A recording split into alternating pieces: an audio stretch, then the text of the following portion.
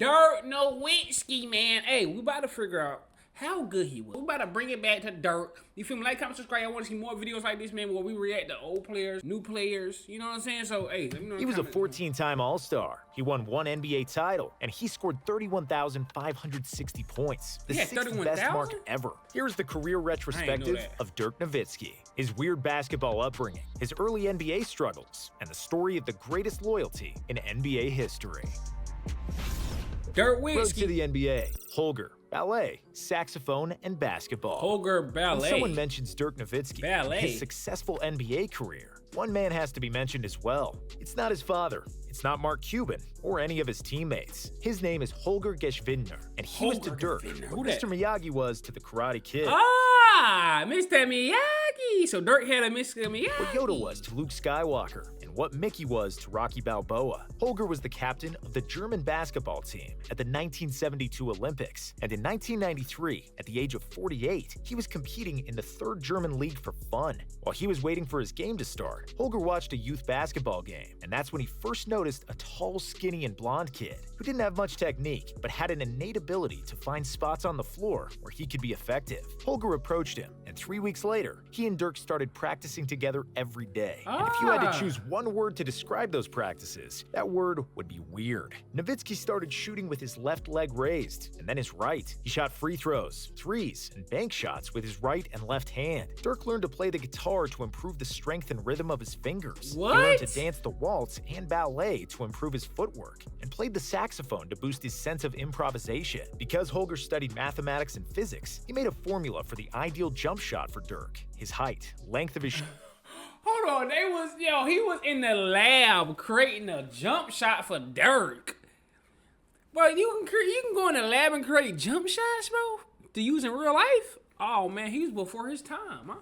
He was before his time. Shooting arm and the point of release as parameters, calculating that Dirk needs to shoot with a 60-degree angle. From the outside looking in, Holger was perceived as a mad scientist with highly unorthodox methods, which made zero sense at first. But just like wax on, wax off taught karate moves to Daniel-san, and just how Mickey made Rocky catch a chicken to improve his foot speed, Holger's methods made a huge difference in the long run. After a few years of this crazy training routine, Dirk's footwork and balance were impeccable, and he could shoot from anywhere on the court. When Dirk was 19, he was already averaging 28 points per game. He pushed his home team Würzburg to the 1st division and was named the best basketball player in the country. Coming to America and early NBA struggles, Dirk was relatively anonymous prior to 1998 when he accepted an invite to Nike Hoop Summit, where he was supposed to play on a world team against the best U.S. high school players. Nowitzki dominated the game, finishing with 33 points and 14 rebounds. I gotta watch some Nowitzki high school highlights. 104-99 win, setting Hoop Summit records that would stand for more than a decade. He was a 7-footer that was dribbling the ball coast to coast like a guard, who made 2 3-pointers and 19 out of 23 free throws.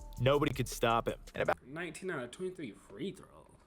He was getting fat. He got 20 free throws in a summer game. They was fouled. Half the U.S. players fouled out by trying. It was Dirk's coming out party, and the Dallas Mavericks GM Donnie Nelson had his mind set on who he was going to select in the 1998 NBA draft. Even though the German press killed Nowitzki and Holger for leaving in the middle of the season and missing a game for his personal gain, the risk paid off. 3 months after the Hoop Summit, Dirk was selected 9th overall by the Milwaukee Bucks, who then traded him to the Mavericks for Robert Tractor Traylor. Despite the huge potential the Mavs saw in him, Dirk's rookie NBA season was a pure fight for survival. He was a 20-year-old in a new country, and he didn't speak English that well yet. The physicality and the fast pace of the NBA game were what he struggled with the most, and he couldn't guard anybody on defense. Dirk even wanted to return home at one point, but he persevered. In his 2nd season, the Mavs got bought by Mark Cuban, who invested a lot of money into training facilities, travel, and sports science. At the same time, things also started to fall into place for the blonde German. He improved from 8 points per game to 17. He grew stronger and got accustomed to physical play, and his shooting touch came alive as a result. As a 39% three-point shooter, Dirk was invited to the three-point competition at the 2000 All-Star Game, becoming the tallest player ever to participate and finishing 2nd.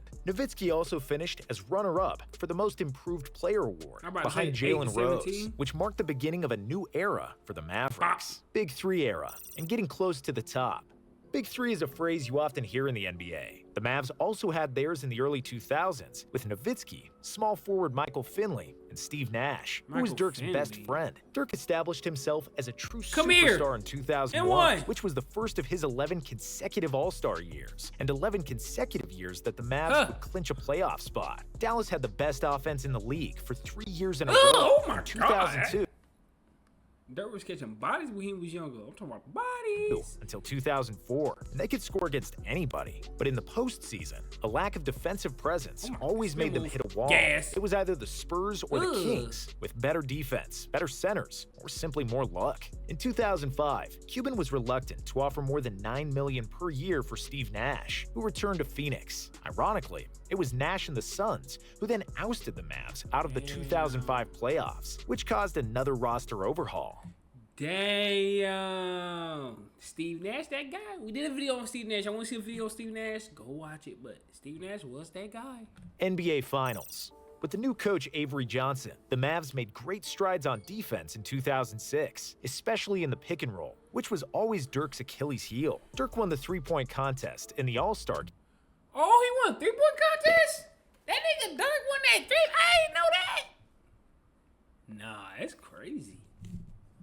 Game that season. And the Mavs won 60 games with a #1 offense in the NBA. In the playoffs, Dallas finally defeated Tim Duncan and the Spurs in 7 games with a masterful 37-point, 15-rebound effort by Nowitzki in Game 7. The conference finals offered a new duel against his good buddy Nash and the Suns, who stopped Dallas a year earlier. In pivotal Game 5 on the road, Dirk played one of the best games of his career, finishing with 50 points and 12 rebounds. With a win in Game 6 at home, the Mavericks finally advanced to the NBA Finals, their first finals appearance in 26 years as a franchise. It seemed like they were also going to win their first championship with a 2-0 lead in the series, and a 15-point lead in the middle of the fourth quarter of Game 3. But with a few referee calls that didn't go their way, and the phenomenal performance from Dwayne Wade, Dallas couldn't pull through. By the end of the series, Riley had rotated James Posey and Udonis Haslem at Nowitzki, and Dirk had no real answers to their aggressiveness. The Heat won the title in 6 games. Dirk was still ringless, and Cuban had been fined $250,000 for going onto the floor to yell at officials.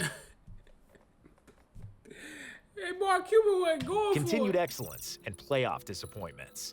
Dallas came back even stronger in the 2007 season. They won 67 games and had the best record in the league, and Dirk was magnificent. He averaged 25 points and 9 rebounds, shot 50, 40, 90 for the season, becoming only the 5th player in history to average those shooting percentages for the entire season. The Mavs were supposed to walk over the 8th-seeded Golden State in the playoffs, but it wasn't the case. The team that is now forever known as the We Believe Warriors defeated the Mavericks in 6 games, becoming the first #8 seed in NBA history that had beaten the #1 seed in a best-of-7 series. Nowitzki averaged nearly 5 points less than his regular season average in that series, and shot 38% from the field as compared to 50% during the regular season. Some of the media called him soft, a choker, and proclaimed that he'll never win a title. After the series, it was announced that Dirk won the MVP award, and he thus became the first European player to win the Most Valuable Player.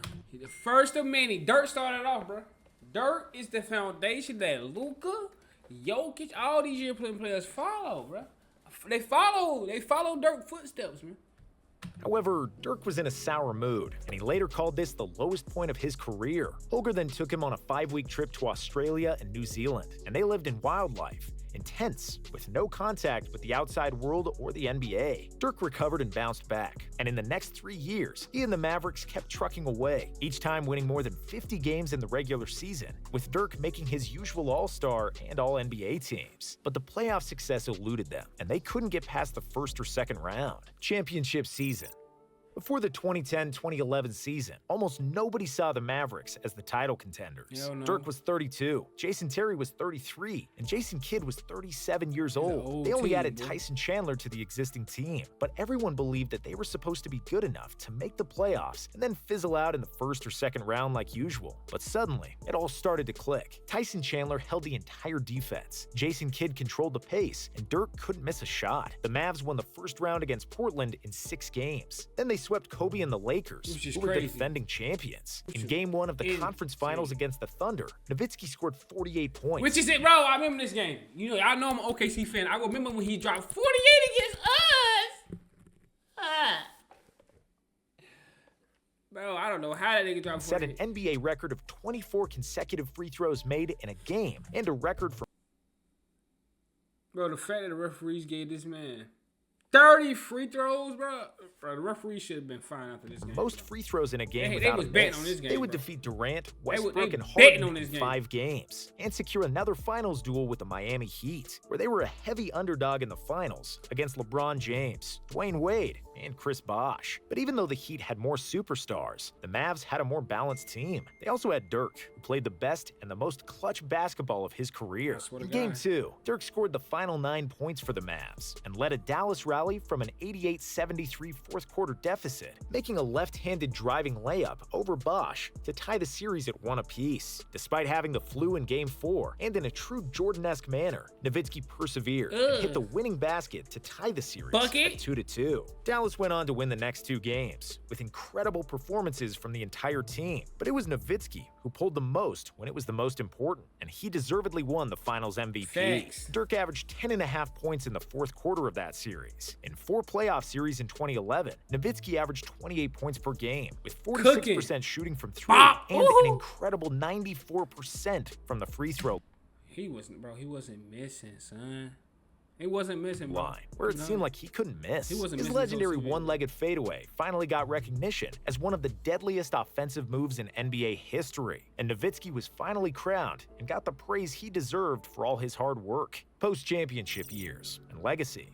The Mavs didn't retain some key pieces from their championship team coming into the lockout-shortened 2012 season, such as Deshaun Stevenson, J.J. Barea, and Tyson Chandler. Dirk was still a good enough captain to steer the Mavericks ship to the postseason in the next several years, but they would always sink at the first obstacle. After 2011, Nowitzki never won another playoff series. Despite the lack of team success, Dirk had plenty to be happy about. In 2017, he became only the 6th player in NBA history to reach 30,000 points. In the same year, he won the well-deserved Teammate of the Year award. In 2019, at the age of 40, he finally retired, scoring 30 points in the last game in Dallas. His 21 years with the same franchise became a new NBA record, which is likely not going to be broken soon. His loyalty to the Mavericks is one of the greatest in sports history, especially if we know that he agreed to a smaller salary on 3 different occasions and that he could have been $194 million richer if he insisted on maximum deals. Dirk never even had a manager. He only wanted to win, and he wanted to win in Dallas.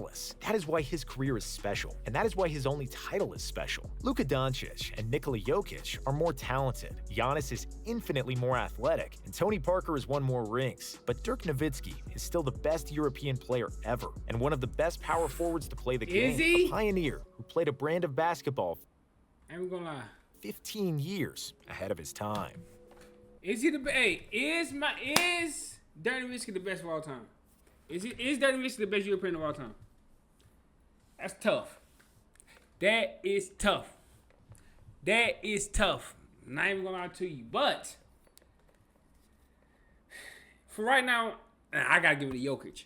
I think I gotta give it to Jokic, though. I think I gotta give it to Jokic. I ain't gonna lie to y'all. Let me know in the comments who y'all think is the best European basketball of all time, man. But look, I'm gonna see y'all next video. Y'all already know what's going on, man. No cap.